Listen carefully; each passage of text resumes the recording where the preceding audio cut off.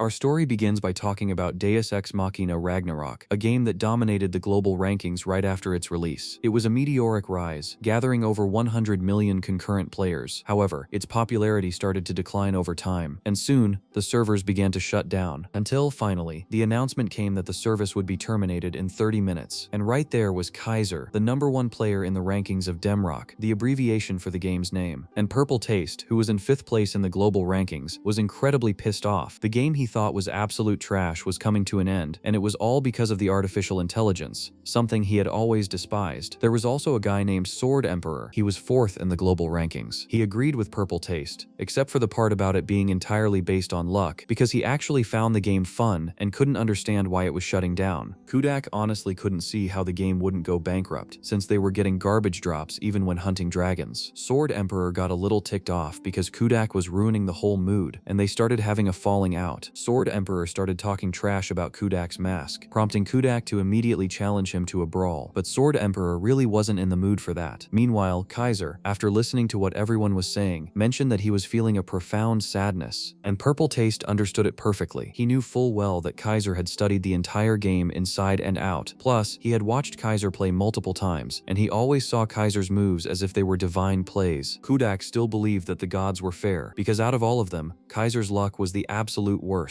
Purple Taste found it hilarious that the guy sitting in 1st place in the rankings didn't even have a legendary skill. In the end, he highly doubted Kaiser would even be there with them if he had even an ounce of luck. Kudak remarked that the guys should have seen it when Kaiser failed 10 enchantments in a row. He was crying like he was pure trash, believing the whole world was against him. Purple Taste then pulled out of his ass that Kaiser was actually worse than all of them. Sword Emperor had never seen anyone with such terrible luck. Just then, the game system chimed in again, announcing that the service was shutting down that day, and it thanked all the players who had stayed with them until the very end. And it was at that exact moment that all those top-ranking players finally said their goodbyes. Just like that, 2 years passed after the service ended. The scene shifts to a passing bus, where 2 guys were watching a gaming video. In it, a team had defeated the Demon Lord all by themselves, something entirely expected among the rankers. One of the guys, with grayish hair, preferred Annihilation from the Execution Guild. The other guy liked the Empress, pointing out that she wasn't just roaming around like a lone wolf. He honestly believed that no one could ever beat those two. That is, until they remembered the strongest player from the Demrock era, Kaiser. No one knew where he had gone after the game ended, but there he was, wearing his army hat, quietly listening to their whole conversation. 2 years after the end of Demrock, the hottest game of the moment was its successor, called God of Savior, also known as God C. The game boasted an even larger player base, brand new races and classes, and a world with absolute freedom. And Kaiser was feeling incredibly confident. God Say had better be ready for him, because the top ranker was finally back. Kaiser was just that guy's username. His real name was Kang Do-hyun. He had just been discharged from the military as a sergeant. Then, the scene cuts to the apartment where he lived. Do-hyun was frantically desperate to find out where his capsule was. His sister was completely clueless, while his mother couldn't believe that he had barely stepped foot in the house and was already searching for that VR capsule. That is, until he walked into his room and his eyes started sparkling. It was exactly what he used to see only on streams, a bona fide virtual reality capsule. Throughout his 1 year and 6 months of military service, the fruit of his labor, saved up penny by penny, was sitting right there in front of him. Do-hyun was a bit of a weirdo. He literally hugged the VR capsule, paying extremely close attention to its texture and curves. He climbed in to take a look, and even though it was secondhand, he noted that the upholstery was in excellent condition. Wasting no time, he slapped on his helmet to get started, looking like he had just morphed into a Power Ranger. The device was highly technological. It scanned and recognized his iris. Very quickly, after his ID card was verified, the synchronization was complete, and the system welcomed him to the paradise of adventure. He needed to create his character, and there was a mirror for him to look at himself. He was actually surprised, even though his avatar looked quite a lot like a regular soldier. Do-hyun didn't really get the point of having so many customization options. He was feeling lazy and decided to just half-ass it. When it came time to choose his nickname, obviously he chose the exact same one from the previous game, Kaiser. And just like that, his character was created, and he was transported to the tutorial zone. The scene then shifts to a location engulfed in an absurd raging fire, known as the tragic battlefield of Arlen Castle. He stood there, completely blown away by the sheer realism of the virtual reality. The system also prompted him to choose a weapon. Obviously, there was nothing cool available, so he opted to stick with the weapon he already knew best. Ever since his Demrock days, he had exclusively used that sword. Suddenly, someone called out to him. It was a blonde guy running straight toward him, totally bewildered as to why Kaiser was just standing there doing nothing. He was the Knight Commander, and his name was Charlie. He grabbed Kaiser's hand, making making it clear they needed to hurry because the other mercenaries were already fighting. Out of nowhere, they were caught completely off guard. There was a pile of dead bodies scattered across the ground. Charlie deduced that the enemy must have allied themselves with the demons, and if that were truly the case, it meant they had forged a contract with the monster. They needed to stop it immediately, before everything completely fell apart. He pointed the way for Kaiser, who simply followed him closely. Suddenly, arrows were fired right at them, but they ended up clattering harmlessly to the ground. Charlie grew highly anxious, realizing there were numerous monsters lurking all around them. Charlie announced that he would carve out a path first, since they were entirely surrounded. However, Kaiser barely even listened. He marched straight toward those monsters, and just as one of the beasts was about to make a move, Charlie screamed at him to watch out. But Kaiser managed to dodge it effortlessly. The monster was caught off guard, and Kaiser simply gripped his sword and in one single, fluid motion, he drew a massive amount of blood from the creature. He displayed an absolute insane level of agility, darting toward the other monsters to attack them. The monsters grew completely terrified of this single individual who was handling them like it was nothing. Kaiser dodged another monster's attack and delivered a brutal knee strike straight into its mouth, making it spit blood instantly. Meanwhile, the ones firing arrows with crossbows were left completely paralyzed, frozen in absolute fear. Kaiser wasted no time, attacking those two all at once. Quickly, the monsters surrounding them were on the ground. Kaiser flicked the blood off his sword, swinging it. He honestly thought he'd be rusty, but he hadn't lost his touch. And it was more than that. He felt his body moving lighter. Charlie couldn't even believe his eyes. Kaiser, all by himself, had taken down 5 monsters. The system chimed in, informing him that the Knight Commander was highly impressed with his skills, and because of that, Charlie's affinity towards him had increased. Kaiser remembered that Demrock had that feature too, but the fact that it increased right after a single fight really caught his attention, leading him to assume the criteria here were way easier. Charlie was completely blown away that there was an unknown mercenary with such an insane skill level, already imagining that Kaiser was one of those heroes who only appear in history books. Until suddenly, from Charlie kissing Kaiser's ass so much, his affinity reached the maximum level right off the bat. He now trusted Kaiser blindly. Because of this, Kaiser ended up earning the max affinity title right from the start, which was a rare grade classification. It's the title given to those who max out their affinity with an NPC during the tutorial, and it grants the effect of increasing affinity faster with other NPCs, which was incredibly good for him. Charlie declared that thanks to Kaiser, things had gotten much easier. He pointed to the door, informing him that inside there was a black mage. Suddenly, purple lightning struck near them, leaving Charlie totally spooked, realizing the summoning had already begun. Soon, other monsters started to appear, and Charlie announced that he would hold them off, meaning Kaiser had to stop the summoner. In the end, Charlie really was trusting Kaiser to the absolute maximum, hoping he was the chosen one. He gripped his sword, and it immediately started glowing with a golden light. He prayed that Arlen Castle would bless the hero, and with that, Charlie charged forward to hold back the horde of monsters. And Kaiser was left standing there, completely confused. He knew for a fact that in the strategy video tutorial, he remembered it was Charlie who went in first. However, he had also heard that the scenario changed based on the user's actions, but he still didn't expect it to change quite this much. That purple energy was oozing all over the place, and the system notified him that only one person could enter at a time. If he died, the ceiling formation would collapse, and all the boss's debuffs would be removed. Then, the system asked if he wanted to enter. Kaiser was slightly surprised by the fact that these kinds of messages were popping up in the tutorial, until it finally clicked. This was actually the secret content. It's a deliberately hidden mechanism inside the game, activated only under specific conditions or situations, and sometimes, special rewards were given out. In the end, he knew damn well there was no reason to avoid something so valuable, so he accepted the prompt to enter. Once inside, the summoner was being attacked and had no idea what was going on, claiming he was the one who summoned it, but he could barely speak, his mouth completely full of blood. Kaiser's eyes widened in sheer disbelief at what he was seeing. There was a restricted demonic iron blood dragon. Kaiser really was incredibly unlucky even in this new game, because he had just come face to face with a legendary grade named Boss. Even though the creature's movements were limited, it was extremely dangerous. At the end of the day, God of Savior had inherited a lot from Demrock. One of those inheritances was the ranking system, which ranges from normal all the way up to legendary. That system also applied to bosses. Among them there was a unique entity, a single monster with its own proper name, which was the Chained Iron and Blood Worm. That was a named boss. Quickly, that gigantic dragon roared fiercely at Kaiser, and thanks to that roar, Kaiser's physical capabilities were drastically reduced. But it wasn't just that. His movement speed, attack speed, defense, and magic resistance were all nerfed as well, leaving him wondering what the hell was going on. And even if that creature was completely sealed, he knew full well that if he got hit by those monstrous claws, he would end up turning into human mashed potatoes. The situation was completely screwed up for him. However, this kind of thing always happened in the previous game, Demrock, and somehow, he was always making the right choice. Regardless, it was do or die, and he was viewing the whole thing in a very simple way. melee. He readied his sword until something caught his attention. The gigantic monster tried to attack him, but Kaiser managed to dodge by leaping into the air. Even though he was right at the beginning of the game, he felt no fear and attempted to strike the monster's paw. The beast actually felt pain from that attack. Obviously, that was a major point of concern for Kaiser, who kept relentlessly attacking it while keeping his distance whenever possible. He eventually noticed that he had dealt 120 damage in just 2 hits. It was exactly like the guys in the community were saying. That was the maximum difficulty level, and since he wanted to claim first place in the rankings, he remembered the crowd's comments very well and just kept wailing on that gigantic monster, making the beast bleed profusely time and time again. Obviously, he had to expertly dodge every single attack until he finally managed to lodge his sword deep into the monster's paw. And just like that, he managed to defeat the chained iron and bloodworm. He was the very first to defeat a legendary grade named boss in the tutorial. He was also the first to pull it off completely solo, and his name would go down in the Tome of Adventure. Kaiser had actually done it, but it was no walk in the park. He was completely exhausted. For the massive achievement of killing that relentless bastard, he was definitely getting a reward, but what really mattered was that he was the absolute pioneer. He yanked his sword out of the monster, and at the end of the day, he realized that all the guys he knew back then hadn't been able to pull this off. And he quickly remembered his other comrades, almost as if they were right there with him, wondering if the guys were doing okay. Kaiser also earned the title, the First Exterminator. Traits compatible with his playstyle and achievements were unlocked at that very moment, and consequently, he gained the traits Weapon Master, Latent Dragon, Exterminator, Hero, and Overcomer. Meeting all those requirements even earned him a unique trait called Eye of Truth. Obviously, the rookie was completely bewildered as to why he was getting so many traits all at once, especially since he was still just in the tutorial. Normally, getting just one would be the standard. Traits were one of the special systems in Godsay. There are traits geared towards exploration, like Guide, and others for combat, like Swordmaster. The absolute rarest ones are granted based on achievements, so what Kaiser was pulling off right now was just pure insanity. He received a massive boost to all his attributes, Swordmaster effects on any weapon, tracking abilities, and even full immunity to negative status effects. As if that wasn't enough, he snagged a unique trait that allowed him to see the unseen. Everything he got was incredible. Sure, some people already had a few of those, but a unique trait was genuinely different. It was entirely exclusive. He was the only one with the Eye of Truth in the entire game. He had basically hit the jackpot. A unique trait, plus 5 additional traits. He also received the title, the First Exterminator, which was a legendary grade and granted a 10% damage boost against bosses. That title was absolutely absurd. The tutorial for Kaiser turned out to be sweet as honey. For someone who used to be so incredibly unlucky, he had just landed a massive opportunity. Meanwhile, Charlie peeked through the doorway. In pure disbelief, he stepped inside, absolutely certain he had heard the roar of that monster, and he wanted to know if Kaiser had really defeated that immense creature. The young man confirmed it. Charlie couldn't fathom how he managed to come out unscathed, his eyes wide open, dying to know who the hell Kaiser actually was. At that moment, Kaiser was about to try and explain himself, but Charlie wouldn't even let him. Honestly, to him it didn't matter where Kaiser came from or who he was. He only knew that heroes rise in times of chaos, and Kaiser's presence in that turbulent world was like a ray of light that would bring about great changes. Obviously, Kaiser felt pretty awkward hearing all of that, while Charlie had zero doubts in his mind. Dropping to his knees before the rookie, he pleaded for the hero to grant this humble knight the honor of wielding his sword for him. He was there to swear absolute loyalty to Kaiser, and if he accepted, Charlie would become his subordinate, and Kaiser would gain whatever bonuses Charlie provided. It almost felt like a joke to Kaiser, until he realized that, in reality, Charlie had already been dead for a long time, so there wasn't even a way to receive those benefits. The tutorial was merely a reproduction of the past. It was just a formality, so Kaiser simply accepted it. The war that had been a tragedy ultimately became a victory in Charlie's memory, allowing him to finally rest in peace. With that, Kaiser was about to be teleported to the Pantheon. However, Charlie wanted to know what his master's next destination would be, to which Kaiser simply replied he would go wherever he was needed, especially since that world was in complete chaos. Charlie deeply understood his master. The 5-second countdown began, and Charlie handed a pendant to his master. Kaiser had no idea what it was, as his loyal subordinate bid him farewell. It's at that exact moment that Kaiser is transported to the Pantheon. The system welcomed him. This was the place where he had to choose a god and define his path. He looked around. This was a place that, more than its imposing name, was widely known as the game's gacha, the absolute crown jewel of Godsay, responsible for making countless players weep and celebrate. This is where the divine summoning takes place. A player can only serve a single god, and their class is determined by this very choice. And since everything in Godsay revolves around rarity, the gods also have their own tiers: fable gods, heroic gods, and mythical gods. Fable gods are those born from legends and popular folklore since ancient times. Heroic gods, on the other hand, were great human heroes of the past, who ascended to the pantheon and became gods. Meanwhile, mythical gods are the ones who originated true myths. Zeus from Greek mythology, or Odin from Norse mythology, belong to that category. Naturally, they are the highest tier. Each card contained a different god, and he needed to choose the god he would serve. The problem was that there were way too many options for Kaiser, and he already had notoriously terrible luck. Because of that, he preferred not to push it. That is, until he noticed something that completely caught his eye. There was a golden card glowing right in the middle of all the others. That was actually the Eye of Truth activating, and he suddenly remembered that he could see what was hidden. That was just mind-blowing to him. If that was really true, from that moment on, every single gacha pull he did would have a guaranteed elite summon. He even thought back to the guys who were at the top with him back in Demrock, who were always mocking him for being so incredibly unlucky. He always took it as a joke, but the truth was, Kaiser felt deeply hurt by all those words. However, he was absolutely certain that with this, he could reach the very top as a ranker. His breathing grew heavy just thinking about it. He tried to stay calm and decided to focus solely on the golden cards. He grabbed the golden card, summoning the mythical god named Tyr, the one-armed god of swords. The system asked if he wanted to select that god, and obviously, he was incredibly eager to do so. The massive problem, though, was that his apostle receptacle hadn't been formed, so he couldn't actually become an apostle of Tyr. He had to pick another card. Kaiser had absolutely no idea what that meant, and even Tyr looked completely baffled by that unexpected situation. Kaiser had never heard of anything like this before, until he remembered the receptacle. Regular players usually received a revelation from a goddess right after being defeated by a demon lord, but when he defeated the worm, no goddess ever showed up. So, he started trying to piece together a connection between all of it. He looked at his own information in the game, but he couldn't find anything related to what he was looking for. Where it should have said apostle, it only said adventurer, so he didn't know what to do. At this rate, those cards would be completely useless, and they'd just keep telling him he wasn't fit to be an apostle. Soon enough, he felt completely defeated, slumping to the ground. He had waited so long for that moment, and now Kaiser had absolutely no idea what he should do. After all, if he deleted and recreated his character, he'd have to wait 60 days. That is, until he suddenly noticed something. There was a red card lying on the ground. That was actually very different. He didn't even know something like that existed. He picked up the card which the system stated was hidden. He had selected Cassiar, the forgotten last adventurer, and just like that, Kaiser obtained an adventurer's receptacle, becoming an apostle of Cassiar. In the end, he was absolutely certain that this was genuine hidden content. Right then, Kaiser's class was changed to the Last Adventurer, and with it, he acquired the skills of that class. The lore behind the Last Adventurer class was that humanity used to be made entirely of adventurers, until they eventually collapsed, leaving only a single adventurer behind. A red-colored energy surrounded Kaiser. His unique skill was the fact that he could use abilities regardless of their class restrictions, which was absolutely insane to him. He really loved that feature, because this way, he could cherry-pick only the best ones, building a truly perfect skill tree. And since he had the Eye of Truth to pick those skills, combined with Weapon Master, Kaiser was completely broken, and he had barely even started. It was as if he were the Master of Masters. Since he had completed his class change, he was being teleported to Avtartel. He couldn't help but smile. It was definitely worth trying to become a ranker all over again. Next, the scene shifts to Avtartel, which is a highly bustling city, as it's known as the City of Beginnings. There were some people around looking pretty depressed because they didn't have much luck with the gacha. One buddy was even trying to motivate a guy, reminding him there was still plenty to do in the game even without a combat class. Right then, there were two scouts nearby, dressed in full suits, and they hadn't found a single useful thing all day. They recruit new members for guilds, but in practice, they get treated like door-to-door salesmen. One of the guys was genuinely worried because he needed to hit his quota that month, or his manager was going to chew him out again. Just then, someone caught their attention. It was Kaiser. The two of them were absolutely certain he'd be a massive headache because he was just staring off into the middle of nowhere. Believing he had gone into some kind of trance, they didn't even want to recruit him, simply assuming he wasn't worth the trouble. Their sheer ignorance made them miss out on pure gold just for judging a book by its cover. Meanwhile, Kaiser was actually inspecting the necklace of Blood and Pact, which increased defense and magic resistance whenever he gained experience. It was a heroic item, leaving him completely dumbfounded by its absolutely absurd stats. He felt a sweetness, sweet as honey, and he was genuinely loving every second of it. That is, until he spotted the goblin clearance quest. That immediately grabbed his attention. He needed to eliminate 40 of those creatures, and obviously, he'd be rewarded for it. But that specific quest popped up for everyone. The hunting quest had a 24-hour time limit. A hunter named Dante was calling out to people so they could team up and wipe out those goblins. Soon enough, the area started looking like an open-air market, with people constantly shouting to find members and form a party. Kaiser just stood there observing it all, until a guy called him over to grind up to level 12. Since you could get a party bonus in this game, a girl chimed in and insisted too. Kaiser realized that, at that moment, this was the smartest option. Hunting Everything was just easier in a group, and with the EXP bonus, it would be kind of stupid to play solo right now, so he accepted. In the party, there were 3 other people alongside him. Their leader asked if Kaiser was a fan of the Kaiser, while the other players didn't even know who Kaiser was. But the archer knew full well that he used to be #1 in the Demrock rankings. Soon, everyone just assumed he was a fanboy. Kaiser didn't want to draw too much attention to himself, so he didn't even know what to say, preferring to just let everyone keep thinking that way. At that moment, his group started getting hyped, as they were about to begin the hunt, and Kaiser just played along with the vibe. Then, the scene shifts to Best Shield, the party leader, using a skill on a green goblin, leaving it stunned for 1 second. This gave the rest of the team an opening to attack. The archer fired his arrow, and the mage cast her spell. Together, they managed to defeat the green goblin, which only made the other goblins furious. Just like that, the monsters came sprinting straight toward the group, but Best Shield blocked their attacks with his massive shield, yelling for his comrades to handle it quickly. The problem was, they were struggling with their cooldowns. The biggest issue arose when one of the creatures simply leaped right at Best Shield. Just as he was about to get hit, Kaiser made his move and instantly defeated the green goblin, taking everyone completely by surprise. And he didn't stop there. He kept going, slaughtering all the goblins at once. He was already getting showered with praise by the archer and the mage. Best Shield was praising him too. They all recognized that Kaiser was incredibly skilled, and at this rate, they would level up extremely fast. That is, until Best Shield spotted an absolute legion of creatures swarming up behind Kaiser. Best Shield instantly started to believe there was no way they could survive against a horde like that. But Kaiser couldn't care less. He charged straight at the goblins, who didn't back down and rushed toward him as well. Kaiser was so much more than just above average, causing absolute terrifying chaos in that forest, kicking up dust in every direction. Then, the scene flashes back to the days of Demrock, where Purple Taste was demanding to know why Kaiser always fought in such a reckless manner, comparing him to a raging fighting rooster. Meanwhile, Kaiser didn't even understand what point he was trying to make, and Purple Taste had seen that Kaiser's health bar was low, and out of nowhere, a boss appeared. So Kaiser charged right at it, looking like an absolute madman. Kaiser couldn't understand what the complaining was about, since he had defeated that boss either way. Purple Taste was left completely clueless, but at the same time, he didn't even know how to talk back. And so, in God's say, surrounded by all those goblins, he acknowledged that he was being slightly reckless, as there was really no need to take such risks and fight like that. However, he kept one thing clearly in mind. He had never fought purely on impulse. He fought because he was absolutely certain the victory would be his. He had used the heavy strike skill, which was exactly why he managed to kick up so much dust in that forest. He was making those goblins bleed profusely, and he was gathering a ton of green goblin leather. At that moment, there was only one poison needle goblin left. With that, he headed straight for the creatures, knowing full well that when dealing with groups, it was always best to eliminate the ranged attackers first. It was a classic, well-known strategy, until one of them launched a poison attack while he was busy killing some other goblins. That was the exact moment he activated the Overcomer trait, where he pushed past his limits with an indomitable spirit. By doing so, he managed to block that poison right with his sword, leaving the goblin looking like a total idiot. Quickly, he rushed forward to deal with that goblin in the best possible way, by absolutely smashing the creature's face in. The effect of the Weapon Master trait removed all equipment restrictions, meaning he could use entirely different types of skills. This pleased Kaiser immensely. He could use a vital point piercing skill with a dagger, and he did exactly that to the goblin, driving the dagger straight into the creature's eye, striking the opponent's vital point. A critical hit was applied, but there was still another goblin, taking advantage of the fact that his back was turned. However, Kaiser managed to knock the weapon right out of the creature's hand, using a skill called Swing. Then, he drove his dagger right under its chin, while simultaneously using the Swing skill again, ending that goblin once and for all. And his proficiency with that type of skill and dagger kept growing, right alongside his sword proficiency. He initially thought he was only going to learn unrestricted skills, but he never expected he'd be able to use them immediately. It was so much better than he had hoped, to the point his cheeks even flushed red, showing that even he had a softer side. Meanwhile, the party leader was left entirely baffled. Even a highly experienced group had to sweat blood to hunt down a pack of goblins, and this guy was doing it all by himself. Best Shield started to suspect that this really was the same Kaiser from the Demrock days, but he preferred to just deny it to himself, mainly because Kaiser was a ranker who had vanished 2 whole years ago, leaving the entire internet constantly wondering what had happened to him. Therefore, Best Shield firmly believed there was no way he would just randomly show up in his party. Still, he desperately wanted to know who this player standing in front of him actually was. Kaiser, on the other hand, was finding this whole sensation absolutely delicious. Best Shield was getting pretty freaked out, feeling like he was dealing with a guy who was a little out of his mind, until Kaiser noticed that some dropped items that weren't weapons simply vanished into thin air. But he had already unlocked his weapon restrictions, and he had even successfully used the skills, so he was already pretty satisfied with that. With that, he checked his status window. He had managed to level level up 3 times in just a single hunt. In the end, he wasn't tied down to any specific weapon, though his foundation was still the sword. He then distributed his stat points, putting 9 into strength, 8 into agility, and the rest into perception. The remaining gaps were being compensated for by his titles and of course Charlie's necklace. Suddenly, the rest of the party approached him, declaring they had already become his biggest fans. Ultimately, Best Shield was slowly deducing that it really was the Kaiser standing right in front of them, while the archer thought it was completely impossible, since Kaiser had vanished right after Demrock shut down. Best Shield was pondering this heavily, especially given Kaiser's fighting style, and the archer actually agreed with that point. Meanwhile, Kaiser, who was indeed the real deal, felt super awkward as they kept showering him with praise. Obviously, he was pretty flustered, but he chose not to speak too freely. The archer even asked if he had managed to pull a mythical grade god or something like that. Seeing as his damage output was completely insane, Kaiser just explained that it was due to his specific traits, and that he had gotten a little lucky thanks to a title. That took the entire group by surprise. They immediately imagined he might end up becoming a ranker when all was said and done, and the mage was already trying to cozy up to him. By that time, everyone's stamina had fully recovered, so Best Shield suggested they continue the hunt. The archer was incredibly pumped, since they had a guy in their party who could handle multiple green goblins all at once. He suggested they try pulling about 10 of them at the same time. Kaiser thought that sounded fantastic, so the archer tried to hype up the party leader. It was right then that Kaiser remembered the rankers who had stood at the top with him, because they used to trust him in the exact same way, assuming he could pull off just about anything. In the end, he was genuinely curious to see how these guys would handle it. Suddenly, an emergency quest popped up. It was called The Blood of the Mutant Goblin. It required them to defeat the mutant goblin warrior and collect its blood, rewarding them with 1 gold coin and a silver ring forged by Calde. That totally caught him off guard. Then, the scene shifts to them finding the entrance to a cave. The archer got a little nervous, and so did the mage. Kaiser perfectly understood why they were getting cold feet, even though the entire group's level had gone up from the extra hunting on their way there. That specific dungeon was what people called the Rookie Graveyard. It was a dungeon where, according to the community comments, death was an absolute certainty on the very first try. It was a preview of what raids are really like. The Tomb of Ardi, among its many nicknames, none of them were hopeful. Compared to when they were hunting regular goblins, it was an entirely incomparable difficulty level. The specific patterns required heavy teamwork. When those two factors combined, it became an absolute newbie grinder. In the end, there was a crowd there getting entirely frustrated, unable to accomplish a single thing in that dungeon, and Best Shield's team happened to walk by right at that moment. Listening to them complain, the mage immediately figured it was genuinely quite difficult, but Best Shield tried to encourage everyone, drilling into their minds that it was entirely possible for them to succeed, even if it was hard, and if they couldn't get past this point, they definitely wouldn't be able to clear any of the upcoming raids. Kaiser completely agreed with the party leader. Even real-world companies prefer to hire someone with experience rather than a complete rookie, so, in a game, it wouldn't be any different. That was just how things worked in Godsea, and in the game, there were adventure books, tracking everything from quests and materials to the opening of new regions and the defeat of bosses. Every single thing a user did in Godsea was registered in the adventure book. Perhaps it would be different after accumulating several boss kill records, but if a player wanted to find a raid group in the next city at this stage, they had no other choice but to grit their teeth and get it done. Plus, the boss in the next city was entirely different from Arde. It was an absolute requirement. They kept walking until they encountered a massive gate, where the system displayed that it was the lair of the mutant goblin warrior. It was a unique boss. The entry limit was 4 people, and the level cap was strictly under level 10. At that point, Kaiser checked to see if everyone was ready to go in, and all 3 were more than willing. The mage was feeling pretty confident, because she had read the strategy guide over 10 times, so she was going to give it her absolute best not to make any mistakes. Then, Best Shield approached the gate. Promptly, the system informed them that the party leader was attempting to enter the lair, and everyone with him had to accept, and so they did. After a brief verification, the lair's gate slowly opened. Kaiser actually believed he was finally going to relax after all this time. They stepped inside the lair, until they suddenly caught sight of a monster's silhouette. It was the mutant goblin warrior. That creature used to be the largest goblin in its tribe, until it was cursed, losing its skin color and its sanity. It went completely mad and ended up exiled. It immediately started charging toward the 4 of them, and the lair began to violently shake. That was clearly meant to give the 4 of them a taste of the sheer drama of being in a lair. The mage even wanted to double check if they were really inside a game. While Kaiser warned them, the creature was coming. That was the exact moment Best Shield looked at Kaiser, fully aware that he was incredible, but he honestly didn't have faith that the guy could carry all 3 of them entirely solo. At the very least, he had to do his part too, so he ordered everyone to spread out, and they all jumped back while he brought his shield into play. The first pattern was a charge. He successfully pulled off his intended move against the goblin, leaving it stunned for 2 seconds. That was everyone's cue to attack. The archer and the mage did exactly what they needed to do, and they even even managed to hit the mutant goblin. However, it had absolutely zero effect on that immense creature. The boss immediately tried to attack Best Shield with its massive sword, but the team leader used his giant shield once again. He activated his protection trait, which made his body glow, a clear indicator that his defense and vitality had been massively boosted because his party members were right behind him. He yelled out that the monster was completely focused on him. Hearing this, Kaiser immediately started moving, unleashing multiple rapid strikes on the monster. The mage managed to launch another attack, causing another huge explosion. The team leader was thrilled, assuming everything was working perfectly and they might even safely finish phase 1. Just then, the archer called out to Best Shield that the next pattern was coming. This made absolutely no sense to him, because the pattern wasn't supposed to trigger until the monster's health dropped into the 10,000 range. And that was the exact moment he realized the health bar had already plummeted, leaving the team leader completely bewildered. Right then, Kaiser launched yet another massive strike, making the mutant goblin's arm bleed profusely. Best Shield's jaw dropped just seeing all that gore. Kaiser didn't stop, casually informing everyone that there was no more pattern. Then, the scene suddenly flashes back to the past, in Demrock, where a blonde woman was stating that Kaiser's group was the absolute strongest, as they had cleared every single boss and repulsive dungeon. She wanted to know if he had some secret he could share. It was an interview. Kaiser ultimately just stated that everyone simply knew what they did best, but that blonde woman pointed out that generally, a typical group composition is known to have 4 distinct roles: a tank, a DPS, a healer, and a support. But Kaiser's group didn't have a tank. She was desperately curious to know how their raid even functioned like that. And Kaiser knew full well that tanks are highly important, an essential presence who faces the boss in a duel, interrupts the boss's patterns, and tanks all of the boss's massive attacks. Then Kaiser casually revealed to her that he was the one who did all that, leaving her completely shocked. And just like that, the scene shifts back to the present moment in Godze, where they were facing that horrendous creature. Best Shield's jaw was practically glued to the floor because none of this was even making sense to him. Even actual tanks barely managed to interrupt patterns using combat value skills, but Kaiser was interrupting patterns just like that, without even using any crowd control skills. And at the end of the day, he's a DPS. The goblin still tried to attack anyway, despite being completely screwed. Kaiser saw that the patterns at that level were absolute child's play, so he executed even more fluid movements. Meanwhile, the rest of the group had practically won the lottery, because they weren't doing a single thing. They just stood there watching Kaiser completely shine, relentlessly targeting only vital points, until Best Shield saw something that left him completely astounded once again. The boss's health had dropped to 20%. Phase 2 was about to begin right at that moment, so he told the whole team to get ready. Just like that, the boss activated one of its traits, and one of them was the warrior trait, which sent it into a fury mode. The mutant trait had also been activated, and unlike common traits, that one grants different abilities to each boss. And the mutant goblin warrior had received 2, known as 007 Bang. If physical damage was dealt 4 or more times in a row, a debuff was applied to the entire group. And if it was magic damage, dealt 3 or more times in a row, all of that damage would be reflected. Once again, it let out that massive roar, drastically reducing the attack speed and movement speed of those players. The archer was completely in disbelief that they were getting debuffed, since that boss was already hard enough for him. Kaiser also activated his own trait, which was the hero trait, effectively blocking mental pollution, ignoring the fury effect, and making him immune to status effects. It was at that exact moment he remembered that debuffs basically didn't work on him. Best Shield tried to keep his team's minds at ease, begging them not to panic. He told them to focus entirely on dodging all of the monster's attacks, also figuring that Kaiser might have some way to work around it. At that point, Kaiser told the team leader to hold on for a moment, making it perfectly clear that he was going to slice the boss to pieces, which left Best Shield a little worried. With that, he charged straight at the immense creature. He successfully blocked the mutant goblin's attack, and rapidly, right after blocking it, he unleashed a barrage of strikes. The archer couldn't understand why Kaiser wasn't being affected by the debuffs, and the mage found it highly suspicious, since the rest of them were actively suffering from the status effects. Best Shield was completely confused, especially since Kaiser's god was supposed to be damage related. But then he realized something. His presence was exactly like that of a god of war. Meanwhile, Kaiser just kept doing his butcher's work. Best Shield started to genuinely believe that the Kaiser was standing right in front of him. The goblin, even seeing that it was completely screwed, refused to give up, as it was entirely consumed by fury, and Kaiser just kept making the necessary cuts to prep it for a barbecue. He wouldn't stop slicing that creature up, and he actually ended up leveling up, along with his sword proficiency, reaching level 7. Thanks to that, he was dealing 7% more damage with swords. Moving with brutal speed, he suddenly appeared behind the mutant goblin warrior, attacking it right in the back. He basically chopped a boss right in half. The dungeon had been cleared by one single man, and everyone thought that was completely insane. Best Shield was seriously starting to question if they weren't actually playing with the real Kaiser. The archer was just utterly confused, so the three of them just stood there watching. And to make things even even better, they achieved an incredible clear time, snatching first place on the current record. Because they had accomplished such a feat, they were going to receive special rewards based on each person's contribution. Kaiser ended up obtaining the crimson leather armor of the mutant goblin warrior, as well as the pauldrons, and also the great sword of the mutant goblin warrior, along with the title Throne of the Time Attack, which granted an attribute boost every time the ranking was renewed. As Kaiser always expected, goblins were way better when they were sliced to pieces. The rest of the team was super hyped too, since they all received some great rewards. The archer immediately thanked Kaiser, knowing full well he never would have even dreamed of getting that kind of reward if it weren't for him. The mage thanked him too, while to Kaiser, it was honestly nothing. The team leader asked if Kaiser wanted to take a look at the names registered on the leaderboard. When he did, he saw that Best Shield's party was in first place. Best Shield felt pretty bad, judging that he should have changed the party's name before they entered the dungeon, and he wanted to sincerely apologize to Kaiser. Kaiser felt a bit awkward at that moment, mainly because having your name at the top of the rankings was a massive privilege. Best Shield could even be recognized for that achievement and potentially get recruited into one of the top 10 guilds. Even though it was just a dungeon in a beginner city, Best Shield had put his name in first place on the leaderboard, placing even higher than the guy named Annihilation. Best Shield truly believed he had screwed Kaiser over, and he promised he would pay him a hefty sum as soon as he could. Hearing the team leader out, Kaiser made it very clear that everything was completely fine. Best Shield was caught completely off guard. He never expected that kind of reaction. Kaiser knew that these things happen. The ranking is automatically registered under the party leader's name anyway. Plus, Kaiser, being a massive liar, even told the group that he hadn't actually expected to get first place. Deep down, he honestly didn't think having his name at the top of the record for that dungeon would make that big of a difference anyway. Besides, he didn't want the spotlight. Things would just get way more exhausting for him that way. The only thing that mattered to him was the loot, like what he had just scored, the Warriors set, which ranged from rare grade all the way up to enhanced rare. He had literally obtained the best items you could possibly get in their current level bracket. Because of that, Kaiser was in an incredibly good mood. He kept smiling, while Best Shield started genuinely worrying if everything actually was okay. Kaiser suddenly realized he must have looked like he'd gone crazy out of nowhere, so he decided to reassure them that everything truly was fine, asking the team leader not to feel guilty about it. The other two party members felt deeply grateful. Best Shield felt like Kaiser's character was just on a whole other level. The dungeon was closing shortly. With that, Best Shield told the archer, whose name was Woojin, that he used to think the posts praising Kaiser were a total exaggeration. But at that moment, he finally understood everything, acknowledging that Kaiser truly was built different. Meanwhile, Kaiser approached the extraction point to exit the dungeon and asked if the guys weren't coming with him. The three of them quickly joined him. Then, the scene shifts to the Alley of Ardi. They walked into the area and saw that it looked completely different from the outside. The mage even thought it felt like magic because of how entirely different it was. And Kaiser ended up noticing something. There was a hooded guy hanging around there, and the man didn't seem to be in a good mood, demanding to know who the four of them were. The archer assumed the guy was just a massive creep. The mage was terrified. He might be some kind of pervert. And Best Shield warned them that they shouldn't just judge someone by their appearance. The hooded man said he hoped they hadn't come all this way just to give up, revealing that he desperately needed that blood to conduct his research. Until suddenly, Kaiser slammed the mutant goblin's blood right onto the guy's counter. The man was completely startled. He never imagined anyone would bring it back so fast, since only 40 minutes had passed. Kaiser just confirmed it. The hooded man instantly changed his tune, going from water to wine, acting as meek as a lamb, simply because he was looking at a team that managed to pull that off so incredibly fast. The effect of the max affinity from the start title was activated, and the hooded man, whose name was Calde, already trusted Kaiser deeply. The quest was successfully completed. They earned 1 gold coin and a silver ring forged by Calde, along with a few level ups. And from that moment on, Kaiser was fully cleared to proceed to the main continent. Everyone was absolutely thrilled because they could all head to the main continent now. But that wasn't all. Kaiser actually obtained a handwritten postcard by Calde, which was a rare grade item, a special reward. Kaiser decided to take a look at it later. The most important thing was for him to use the low-level skill draw ticket he had received. That was the moment he had been waiting for ever since the Pantheon, and so he initiated the draw. Several cards appeared right in front of him, but compared to the Pantheon, their presence felt a bit weak. Even with the Eye of Truth activated, it didn't reveal anything particularly special, since it was just a low-level draw ticket after all. So, he ended up getting the dash/slash skill, which honestly wasn't too bad for him. He used to rely on that skill a lot back in Demrock, and with that, he moved on to the most important part. He had also received a draw ticket that grants a random skill ranging from common to legendary grade. However, right before he could accept the draw, there was a connection issue, and he was being forcibly disconnected. That took him completely by surprise. What was actually actually happening was that the system designed to prevent death by exhaustion had been triggered. They didn't let players get too addicted because they could easily lose track of time while entirely immersed in the excessive realism of Godsay. Kaiser was absolutely shocked to see that 10 whole hours had already passed, but the draw had already been initiated, just as he was about to see what he was going to get. Entering a state of absolute panic, he was completely booted from the server. Then, the scene shifts to him inside the VR capsule, and he was incredibly pissed off. Next, the scene cuts to him getting up from his chair. It was 10 in the morning, and he saw that everything was ready to go. The guy was an absolute gaming addict. He had literally just sat there waiting for the exact cooldown time to pass, so he could log back in and play. He quickly hopped back into the virtual reality capsule, where it ran through all the verifications, and just like that, he was back on his journey inside the game. He spawned back in the alley of Arde, and he had to check his inventory immediately. He was absolutely certain he had seen a yellow light right before the disconnect, but there were no unverified skills. Then he finally saw it. It wasn't a legendary grade like he was hoping for, but he had been getting incredibly lucky lately anyway, so he couldn't care less. He had received the backstab skill, which was a heroic grade. It's the signature skill of the assassin class, and the whole reason long-range DPS players absolutely avoid assassins is because, even if they manage to keep their distance, it's an absurdly broken skill that can close the gap in a single instant. He never expected that kind of skill to fall right into his lap, and he couldn't help but smile. If he managed to get his hands on more skills like that, whether in PvP or PvE, he could easily become the perfect damage dealer, capable of utterly destroying everything in his path. Until suddenly, a guy walked by with a girl. He was confidently assuring her that he had read all the guides and could help her out. But then the guy looked over at Kaiser, who at that very moment looked like he had just escaped from a mental asylum. They were absolutely convinced they were staring at a crazy person. So, they decided to take another route and ended up turning right back around. Kaiser saw those two turn around and couldn't understand why, but he didn't care. He had already secured the skill, so now he wanted to test out his items. Namely, the equipment he had looted from the mutant goblin warrior, along with the silver ring forged by Calde. Nobody would dare call him a nobody while wearing all that gear. He equipped it all, even wielding the greatsword, finally deciding to head to the main continent. He was heading straight to the city of Raven, which was the very first city on the main continent, and he wouldn't be able to return to Arde once he got there. It was only then that Kaiser realized he had actually left without even saying goodbye. He had honestly gotten a little attached to that group, so it was a bit of a shame. He truly hoped he might run into those guys again someday. The teleportation to the main continent was successfully executed. Every single user who graduates from Arde takes their very first steps onto the main continent, filled with massive expectations. Back in Arde, the servers were strictly divided by countries, where people gathered to form parties. That initial starting point was the first city, Raven, until suddenly, the crowd started clearing a path because the Knights of Raven had just returned from a mission, and they brought back a guy tied up in ropes who was furious and demanding to be let go. Upon entering the main continent, certain systems were locked, and all beginner benefits completely vanished. The city of Raven marked the true beginning of everything, as the system suggested he should thoroughly enjoy his adventure on the brand new stage opening up before him on the main continent. And if he were to become a victim of a crime inside the city of Raven, he was supposed to report it to a guard. Kaiser was genuinely surprised by all this information. Eventually, he walked past a guy selling beer who tried to pitch him one, even complimenting Kaiser's armor to sweeten the deal. Meanwhile, other vendors were trying to sell him food. Kaiser quickly realized that it was far too easy to completely forget about hunting and just spend the whole day strolling around the city. Still, it wouldn't be too late to do all those things later. He figured it was best to hunt first. Then, the scene cuts to Kaiser slicing down a goblin. He was out in the plains of Raven, and the mutant goblin warrior set he was wearing